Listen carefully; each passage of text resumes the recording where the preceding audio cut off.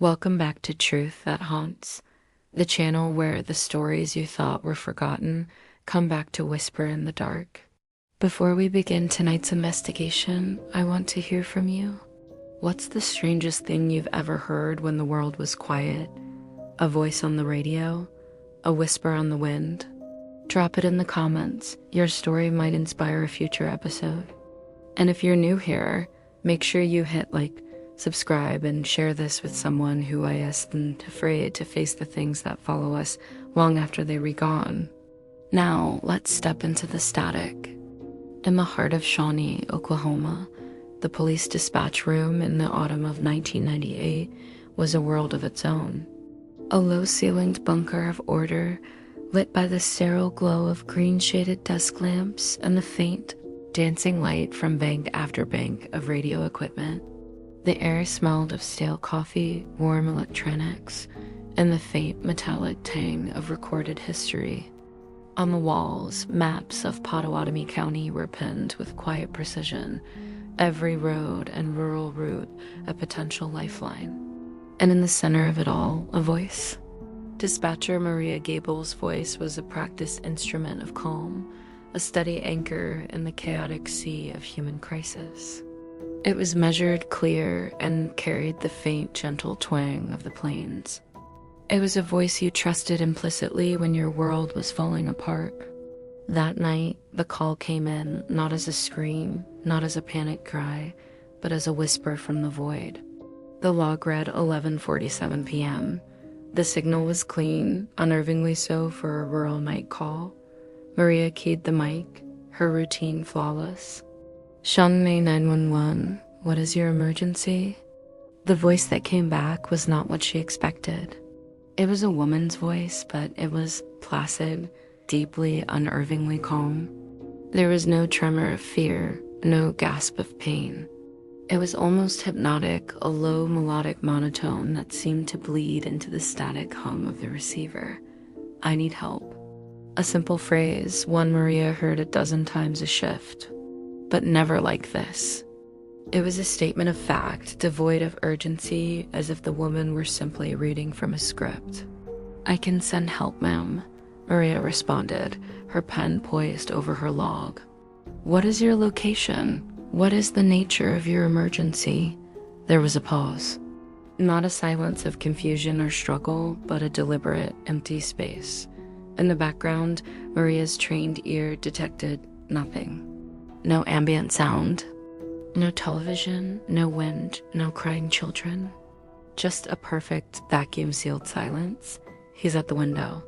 The woman's voice was the same, that same eerie, placid tone.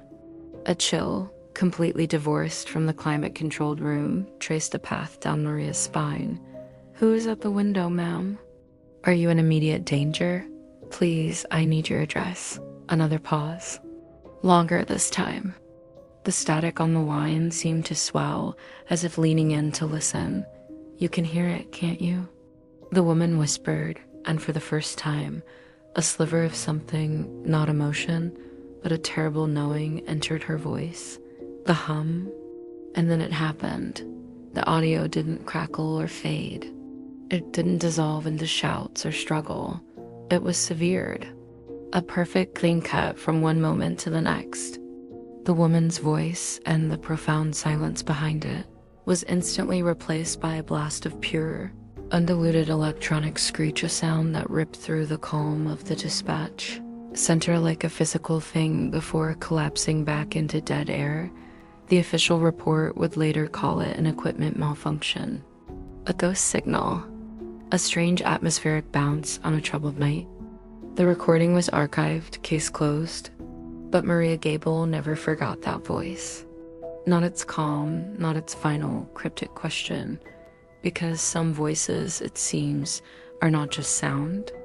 They're impressions, echoes on the fabric of reality, and a voice that speaks with such a natural peace in the face of terror is a voice that doesn't know how to die. It simply waits on the frequency, humming, ready to be heard again. The voice on the other end of the line belonged to a woman named Eleanor Vance, a name that, once pulled from city directories and old utility bills, placed her at 1428 Blackwood Lane, a quiet clapboard house on the edge of town. She was a real person. A 34-year-old librarian, described later by the Shawnee Sun as a quiet, devoted woman known for her love of birdwatching. She lived alone. But on the night of October 17, 1998, Eleanor Vance was not quiet. She was calling for help. The archive tape from that night is a masterclass in creeping dread. After her initial unnervingly calm statement, dispatcher Maria Gable's voice returns, professional but now edged with a thin wire of concern. She asks for a location for details. Eleanor's response is where the normal world begins to fracture. She doesn't describe an intruder in any rational way. Instead, in that same low, almost hypnotic monotone, she tells the dispatcher that he is at the window. When pressed, her answers drift from the tangible into the surreal. She doesn't speak of locks or doors, but of a hum. She says it's in the wires, in the walls. She asks if the dispatcher can see them in the static. Maria Gable, to her eternal credit, never loses her composure. She pleads for an address, for any concrete detail to anchor this slipping reality, and that's when Eleanor Vance's voice changes. The hypnotic calm shatters, not into panic, but into a profound and terrible sadness. It's the sound of a soul realizing its own erasure. Her final words are a fading whisper, a question asked from a terrible distance. Can you still hear me? Then the silence is murdered. It is not replaced by a scream or a struggle. It is obliterated by a sound that is utterly alien, a blistering full-frequency blast of white noise. It's a digital scream, a shriek of pure signal so intense it overloads the tape's recorder. It lasts for 2 horrific seconds before the connection is severed with a final definitive click. Then true silence. The kind that feels heavier than any sound. Police were dispatched to 1428 Blackwood Lane immediately. They found the house dark but unlocked. A single lamp was on. A cup of tea, gone cold, sat on the coffee table. There were no signs of a struggle, no forced entry. No Eleanor Vance. The front page of the Shawnee Sun 2 days later carried the headline, "Local woman vanishes, police baffled." The article quoted Sheriff Ed Miller. It is as if she simply evaporated into thin air. We have no evidence of foul play, but we have no evidence of anything. The official report closed the case as a missing persons file. It remains open, frozen in time, but the tape was filed away, a dark secret in the department's archives. A recording that ended not with a human sound, but with the electronic roar of the unknown. They thought the story ended with that click. They thought the silence that followed was just silence. They were wrong. It was only the beginning. The signal had been sent, and a signal once broadcast never truly dies. It just waits for something to tune into its frequency. For years, the story of Eleanor Vance was just that, a story. A dark piece of local history trotted out around Halloween, discussed in hushed tones at the town diner, then filed away again with the turning of the seasons. The house on Blackwood Lane stood empty, a silent monument to a mystery everyone had decided was unsolvable. But around 2008, a decade after the call, the silence over Shawnee began to feel different. It was no longer just an absence of sound. It became a listening silence. And from within it, echoes of that night began to bleed back into our world. It started with the old technology. Mrs. Agnes Pettibone, who lived 2 streets over from the Vance place, was the first to mention it to anyone who'd listen. She claimed that late at night, her vintage cathode ray television, long since disconnected from cable and used only for VHS tapes of old game shows, would flicker to life on its own. Not to a channel of snow, but to a specific piercing frequency of static, a perfect humming void. And from the speaker, just audible beneath the hiss, was a woman's voice, calm, measured, asking a question that never changed. Can you still hear me? People dismissed Agnes, called it the rambling of a lonely old woman, until it wasn't just her. A ham radio operator named Frank Armitage, a man not given to superstition, reported a bizarre, persistent signal clogging a little-used shortwave band. It was a loop. A few seconds of dead air, then that same eerily placid female voice stating, "I need help," followed by the blistering screech from the original tape, then silence again. It would broadcast for hours, then vanish for days. He couldn't triangulate it. It seemed to come from everywhere and nowhere at once, as if the very atmosphere around Shawnee was infected with the memory of that call. Then the lights began. Over the vacant lot where Eleanor Vance's house had once stood torn down in 2005 due to disrepair, and the relentless whispers that surrounded it, people reported seeing strange, faint illuminations. They weren't the warm glow of a porch light or the sharp beam of a flashlight. Witnesses described them as cold, localized patches of blue-white light that would flicker and dance just above the tall grass, like will-o'-the-wisps made of electricity before winking out without a trace. The animals knew it first, as they always do. Dogs on Blackwood Lane would refuse to walk past the empty lot, their tails tucked, whining low in their throats before finally breaking into frantic, fearful barks at nothing. Birds would fall silent mid-song, and more than one person claimed that the cicadas, those constant summer musicians, would cease their rhythmic chirping in perfect unison, as if a switch had been thrown, leaving a sudden, profound quiet that felt anything but peaceful. The neighborhood became a gallery of unease. Personal accounts piled up, each one a brushstroke in a terrifying picture. Old Mr. Henderson, who's lived on the street since the 70s, told me he wakes up sometimes at exactly 11:47 p.m. to the sound of his vintage AM/FM clock radio clicking on by itself, dial spinning wildly before landing on dead air. He says on those nights he can sometimes hear a faint, electronic sigh before it shuts off again. A young mother, Sarah Finn, confessed she won't let her children play outside after dusk. Not because of strangers, but because last autumn her daughter came in crying, saying the lady in the radio was talking to her from the rusted speaker of an abandoned car down the street. The girl said the lady sounded sad and was asking about a window. The official line remains unchanged. The police department has no comment on local folklore. They say the signals are atmospheric interference. The lights are swamp gas or car headlights reflected from the highway. The animals are just spooked by coyotes. But you don't have to believe in ghosts to feel the dread that has settled over Shawnee. You just have to listen. The fear here isn't of a thing you can see or touch. It's a frequency, a signal that was never properly ended, a cry for help that never found its answer. It's the terrifying idea that trauma can be imprinted on a place, not as a specter in a sheet, but as a broadcast. A recording stuck on a loop, playing out forever on a frequency only the lost can truly transmit. And that the quiet town of Shawnee is now forever forced to receive. The phenomenon in Shawnee was too persistent, too specific, to be dismissed as mere superstition. It demanded an explanation, and so the experts were called in. Not ghost hunters with EMF meters, but engineers and ham radio enthusiasts. Men and women who trusted schematics and spectral analysis more than stories. They arrived with oscilloscopes, spectrum analyzers, and a healthy skepticism, determined to debunk the myth of the Shawnee static. The investigation began where it all started, the frequency.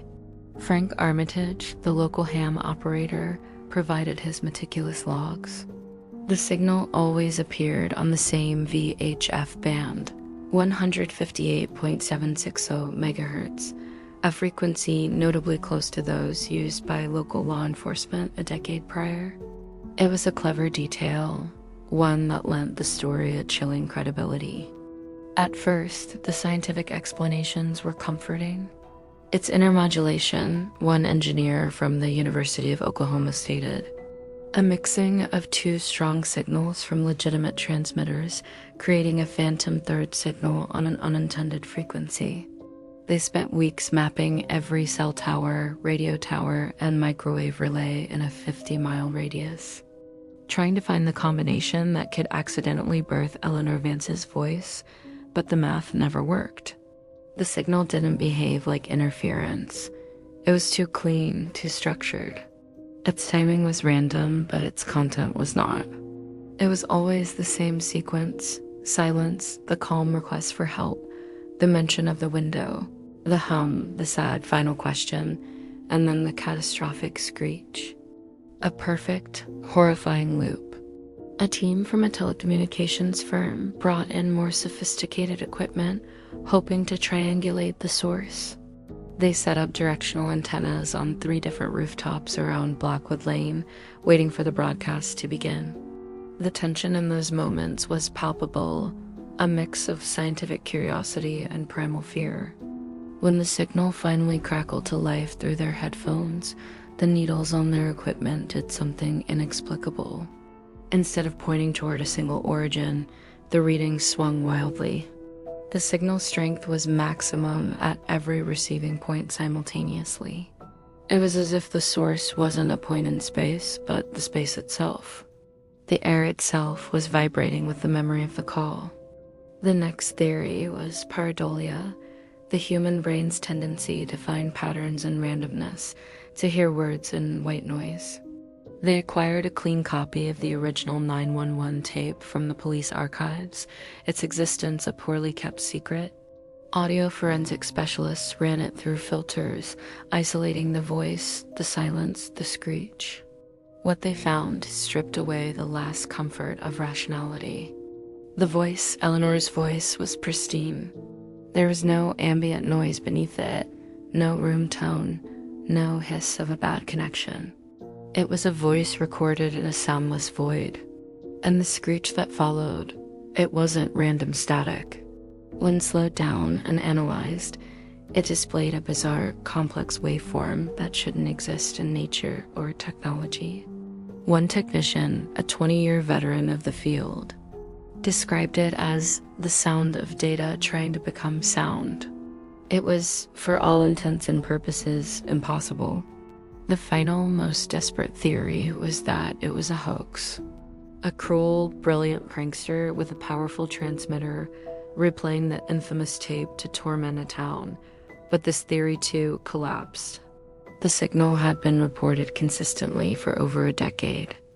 It would appear during power outages, during storms that would ground any drone or disable any portable generator. It was utterly relentless and independent of any human agency. The investigation ended not with a conclusion, but with a retreat. The experts packed up their expensive machines. The official reports were filed away with words like anomalous, unexplained, and inconclusive. They had gone looking for a source and found only a dead end that defied the laws of physics. They had proven beyond any scientific doubt that the signal shouldn't exist. And yet it did.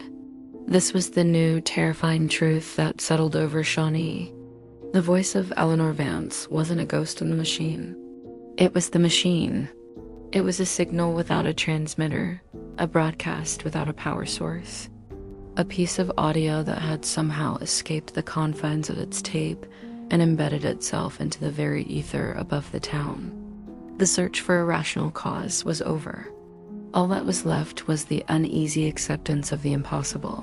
A cry for help had become a permanent, looping feature of the local atmosphere, a wound on the fabric of reality that refused to heal.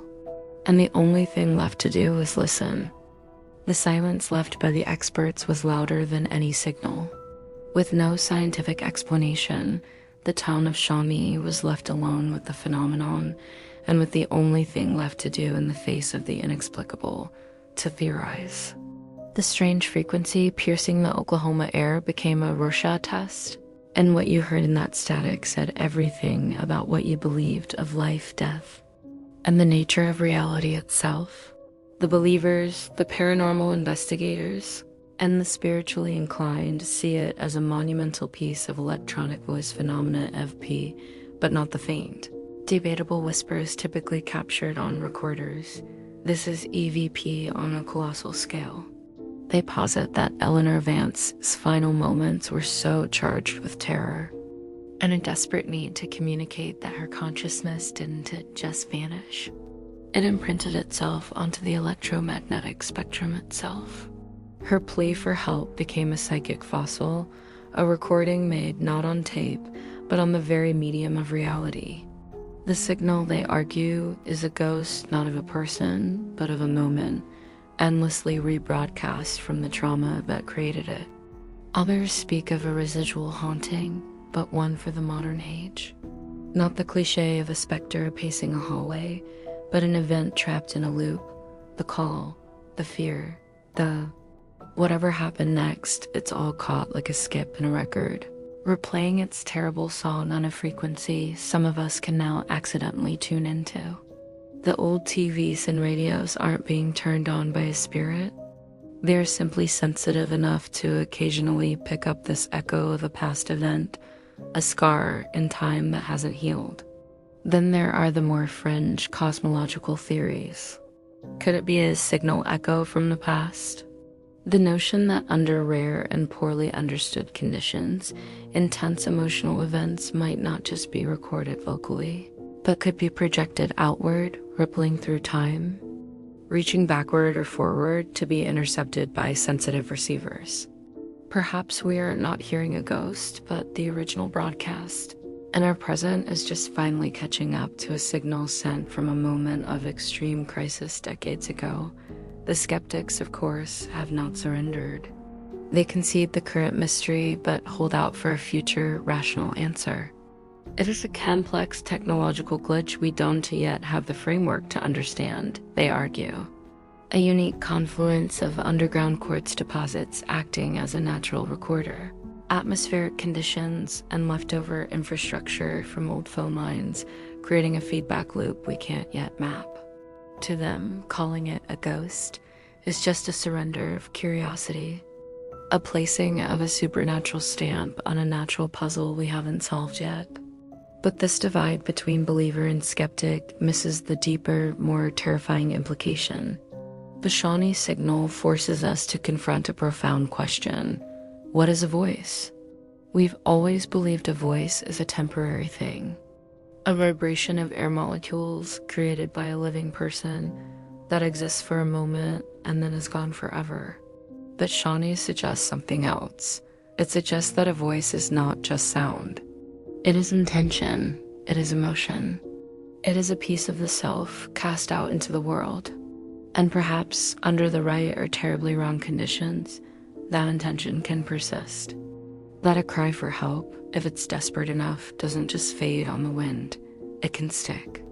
It can find a way to keep crying out long after the lips that formed it have turned to dust. It challenges our very understanding of death. Is it an end? Or is it, for some, a transition into a different state of being? Not a heaven or hell, but a desperate looping broadcast, a soul trapped on a frequency, forever asking if anyone is still there, forever waiting for an answer that will never come. The truth that haunts Shawnee, Oklahoma, is no longer just about what happened to Eleanor Vance. That is the tragedy that started it. The truth that haunts us now is the implication her voice carries.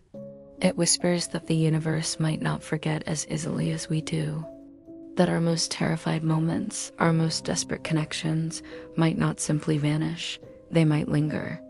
They might echo in the silent places of the world, waiting for the right receiver, the right quiet night, to play their terrible song once more. It makes you wonder, doesn't it? In a universe where a voice can outlast its owner, what else is still out there, humming in the static, waiting to be heard? The official record remains a cold, closed file, a missing person, an unexplained audio anomaly. But the people of Shawnee know that some doors, once opened, cannot be shut. The signal, the voice, the lights, they persist. They are a permanent low-grade fever in the town's atmosphere, a reminder that the past is not always content to stay there. We are left with a mystery that defies every category we have. It is not quite a ghost story, not quite a technological thriller, not quite a cosmic horror. It is something in between, something far more unsettling because it refuses to be named. All we have is the evidence of our ears, a voice, calm and then terrified, forever asking a single, heartbreaking question from the edge of oblivion. A question that was never answered. And so, the story leaves us with a choice, a personal one. The next time you're re-driving through the dead zones between stations and the radio dissolves into a rush of static, or when an old television flickers to life in an empty room hissing with gray noise, pause for a moment. Listen, really listen. What will you hear? A random noise? The harmless chaos of disconnected electrons? Or will you wonder if you're hearing something else entirely? A piece of someone's final moment adrift on the airwaves? A signal without a source, a memory that the world itself refuses to forget? The haunting truth of Shawnee is not that we found an answer. It's that we were forced to ask a question we can never unask. Are we ever truly gone? Or do our most desperate moments leave a permanent mark, echoing on a frequency just beyond the range of our everyday hearing, waiting for the right conditions, the right silence to be heard one more time? This story doesn't end with me. It continues with you. Have you ever heard a voice in the static? Felt a chill from a frequency? Does your town have a secret it whispers on the wind? I want to hear your stories. Leave them in the comments below. Share this with someone who understands that the thinnest of veils separates our world from something else. And remember, the next time the lights flicker and the air grows still, listen closely. You might just hear it too. The hum and a voice, calm and clear, asking a question in the dark. Can you still hear me? And that is the truth that haunts. A voice captured once, echoing endlessly, a signal no one can explain. Maybe it was a trick of technology, or maybe, just maybe, some voices never fade. But what do you think? Are ghost signals just interference? Or proof that the dead can still reach us? Let me know in the comments. If tonight's story stayed with you, don't forget to like, subscribe, and share this with someone who isn't afraid of the dark truth. Until next time, keep listening closely, because sometimes the static is speaking to you